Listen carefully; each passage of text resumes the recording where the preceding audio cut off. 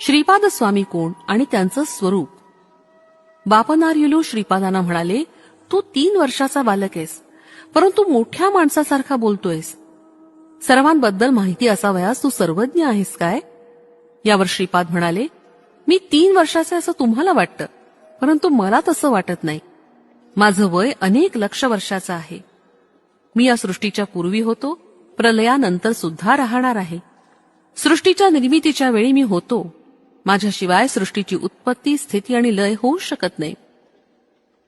मी साक्षीभूत होऊन सर्व व्यवहारांचं अवलोकन करतो.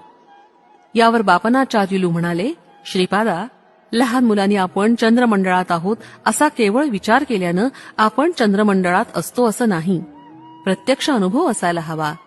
सर्व ज्ञान, सर्व व्यापकत्व, सर्व शक्तितत्व हे केवळ जगन्यंत्याचं लक्षण आहे.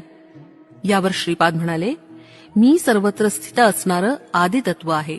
त्या त्या प्रसंगानुसार त्या त्या ठिकाणी आवश्यकतेनुसार मी व्यक्त होतो. साकार रूपात नसलो तर मी नाही असं होत नाही. जीवाच्या ठिकाणी मी अन्नमय, प्राणमय, मनोमय, विज्ञानमय आणि आनंदमय कोशात स्थित असतो. माझ्या अस्तित्वामुळे या पंचकोशांचं सर्व कार्यकलाप होत असतात. मी विशिष्ट कोशात आहे अशी अनुभूती तुला दिली तर त्या कोशात मी असल्याची जाणीव होते.